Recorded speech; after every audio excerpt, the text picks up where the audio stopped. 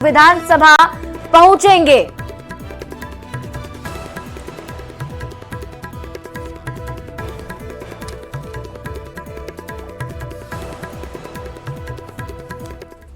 तो 12 फरवरी को बिहार में विधानसभा में नई सरकार का फ्लोर टेस्ट होना है और उसके पहले बिहार में सियासी हलचल काफी तेज है। सभी दल अपने अपने विधायकों को सहेजने में लगे हुए हैं। 11 फरवरी को यानी आज के दिन पूरे दिन पटना से गया तक और हैदराबाद से पटना तक हलचल होती रही।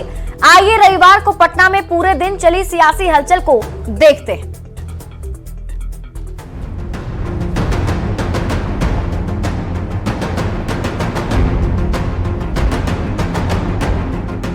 बारह फरवरी यानी नीतीश कुमार की नई सरकार के विश्वास मत की तारीख। विधानसभा में विश्वास मत हासिल करने की प्रक्रिया के शुरू होने में अब भी चंद घंटे बाकी हैं। लेकिन बिहार की सियासत में हलचल तेज है।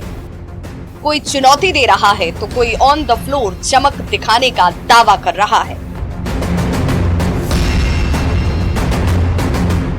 कई दिनों से अपने अपने विधायकों को सहेजने में जुटे राजनीतिक दलों के लिए 11 फरवरी को पटना सियासत का केंद्र रहा।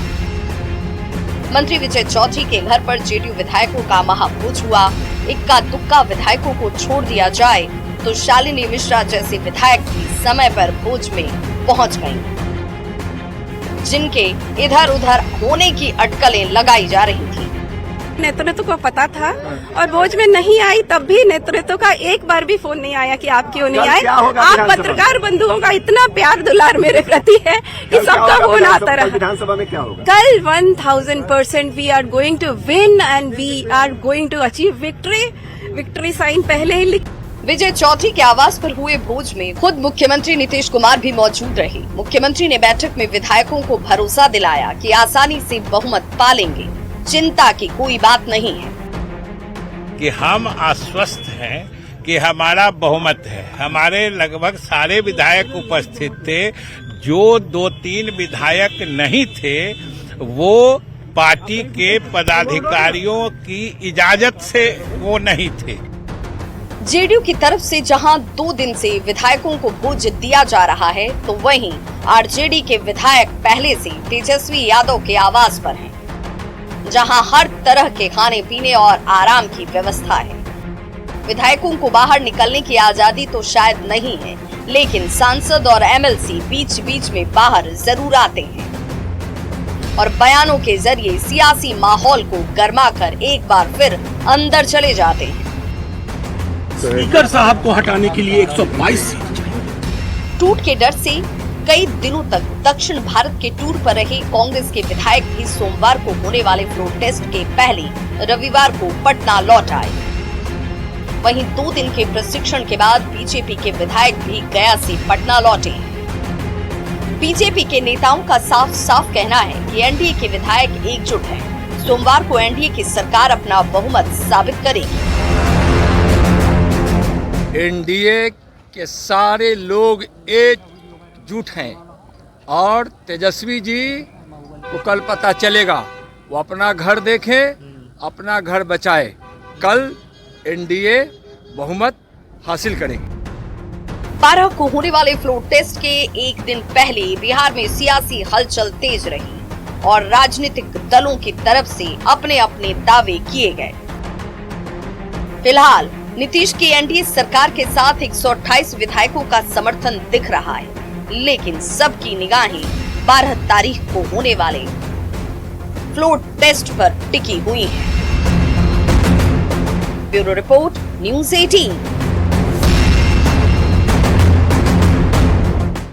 तो बिहार में सरकार बदल गई, बीजेपी की सरकार में वापसी हो गई और आरजेडी सरकार से आउट हो गई। लेकिन आरजेडी की टिकट पर चुनाव जीतने वाले विधानसभा अध्यक्ष अवध बिहारी चौधरी का कहना है कि वो इस्तीफा नहीं देंगे, जबकि सत्ताधारी दल उनके खिलाफ अविश्वास प्रस्ताव ला चुका है। आइए जानते हैं कि स्पीकर को कैसे हटाया जा सकता है।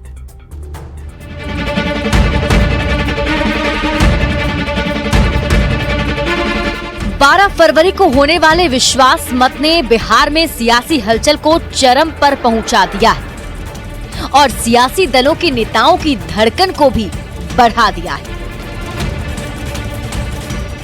टेंशन की वजह है स्पीकर अवध बिहारी चौधरी का इस्तीफा न देने का फैसला।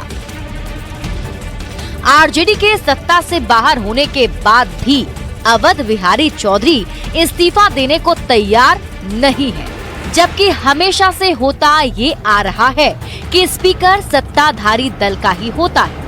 2022 में बीजेपी जब सरकार से बाहर हुई थी तब भी ऐसी ही स्थिति पैदा हो गई थी।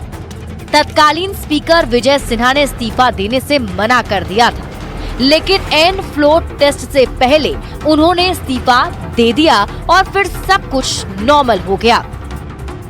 अब जबकि अवध बिहारी चौधरी ने इस्तीफा देने से मना कर दिया है, तो ये समझना जरूरी है कि विधानसभा अध्यक्ष को कैसे हटाया जा सकता है। तो आइए इसको समझते हैं। भारतीय संविधान के अनुच्छेद 179 में इसका उल्लेख है। ये 3 स्थितियां हैं जिससे विधानसभा अध्यक्ष हट सकते हैं। पहला, विधानसभा की सदस्यता जाने पर पद छोड़ना पड़ता है।